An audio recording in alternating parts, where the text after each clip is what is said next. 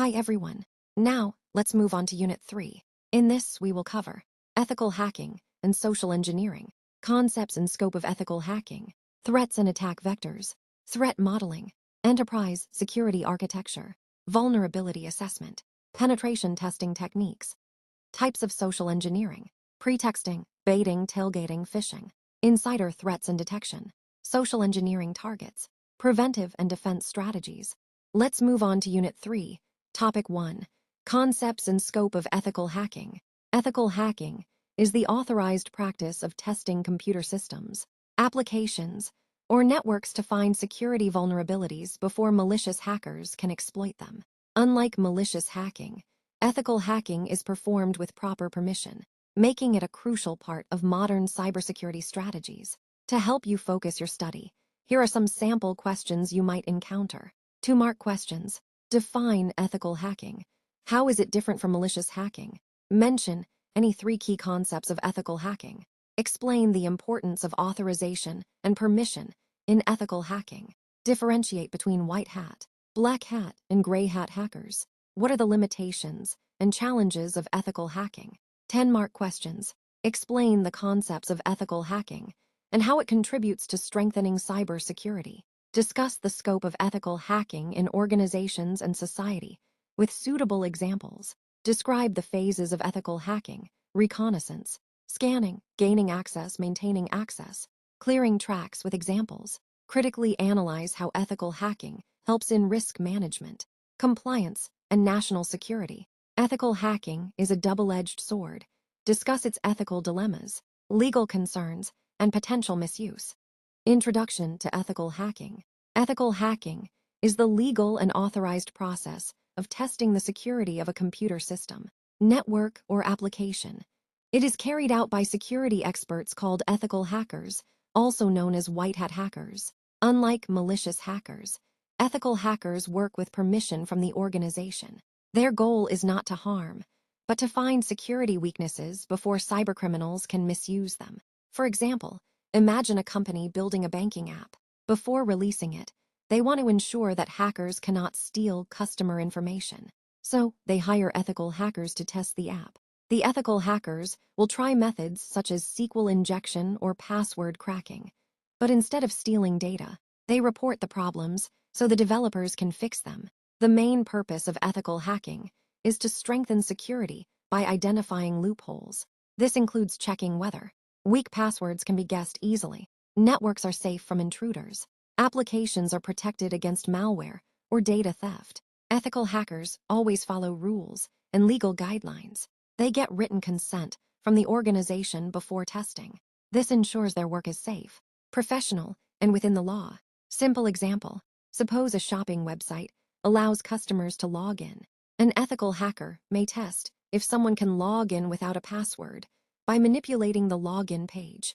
If they succeed, they immediately report this to the company instead of misusing it. The company then fixes the flaw to protect real customers. Key concepts of ethical hacking. Authorization. Ethical hacking is done with proper permission from the organization. Example: a company like Google hires security testers to check for bugs in Gmail. The testers have written approval to perform hacking activities. Goal-oriented. The main aim is not to damage, but to find weak points before criminals do. Example: an ethical hacker may find that a banking app leaks customer info. Instead of stealing it, they report it so the bank can fix it.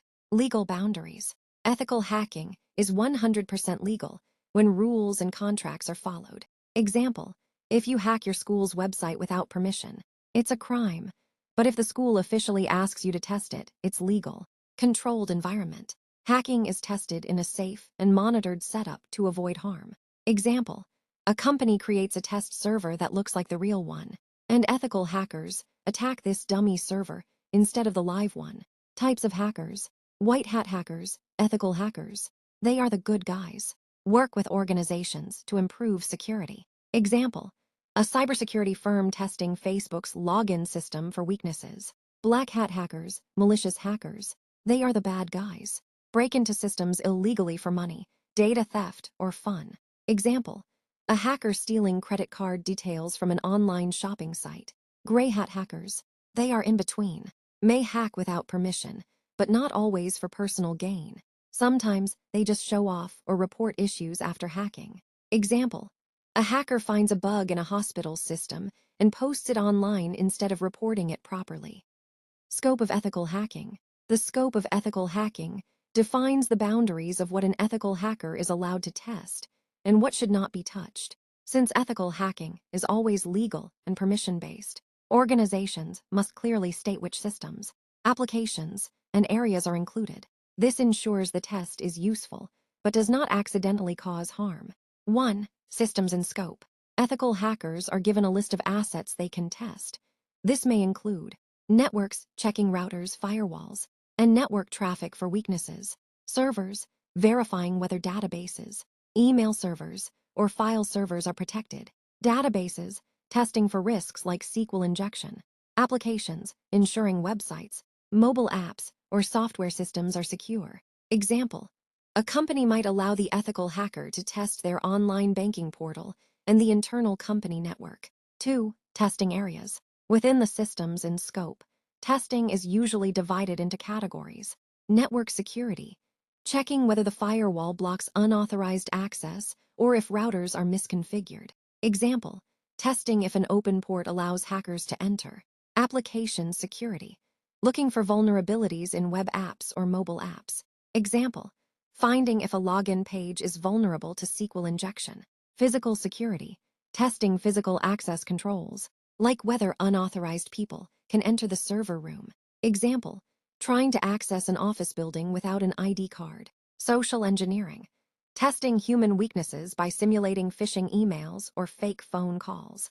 Example: sending a fake, reset password email to see if employees fall for it. 3. Exclusions. There are also areas that are off-limits, because testing them might cause disruption or risk. Some critical systems, like live payment gateways or production servers, may be excluded. Business operations that are sensitive, like HR or payroll, might be left untouched. Example: a company might say, "Do not run denial of service (DoS) attacks on our production server," because it could stop services for real users. In summary, the scope of ethical hacking clearly defines what systems, networks, and processes can be tested and which ones are off-limits. It helps organizations strengthen security while avoiding accidental harm. The phases of ethical hacking outline the step-by-step process that ethical hackers follow to test a system's security in a safe and controlled way. The first phase is reconnaissance, where the hacker gathers as much information as possible about the target system. This can be done passively, like checking public websites, domain information, or social media, or actively sending queries to the target system. For example, checking LinkedIn for employee details is passive reconnaissance, while pinging an IP address to see if it's live is active reconnaissance. The second phase is scanning, where tools are used to identify live systems, open ports, and possible vulnerabilities. For instance, using a tool like Nmap to find which ports are open on a server. The third phase is gaining access, where the hacker attempts to exploit the discovered vulnerabilities. In ethical hacking, this is done carefully to prove weaknesses without causing harm. For example, testing if weak passwords can be bypassed. The fourth phase is maintaining access, which in real malicious hacking means keeping control over the system. But in ethical hacking, it is only simulated. Ethical hackers use this step to demonstrate how an attacker might persist, such as installing backdoors, but they avoid actually damaging or modifying systems. Finally, the fifth phase is covering tracks, which malicious hackers use to hide their activities. Ethical hackers, however, document this step and report how an attacker might erase logs or traces. Instead of covering tracks, they share the details so the organization can strengthen defenses. Alongside these phases, legal and ethical considerations are very important. Before starting, written permission from the organization is mandatory, otherwise the activity is illegal. Confidentiality must always be maintained, meaning any sensitive data discovered, like customer details or passwords, must not be shared or misused. Hackers must also follow compliance laws, such as the IT Act in India or GDPR in Europe, ensuring data privacy. Finally, ethical hacking must ensure non-disruption, which means testing should not crash servers, cause downtime, or lead to data loss. For example, running a denial-of-service attack simulation on a live e-commerce site without precautions could stop customer transactions, which is strictly avoided in ethical hacking. This structured approach ensures that ethical hacking remains safe, legal, and useful, helping organizations fix weaknesses before real attackers exploit them. Please have a look at the differences.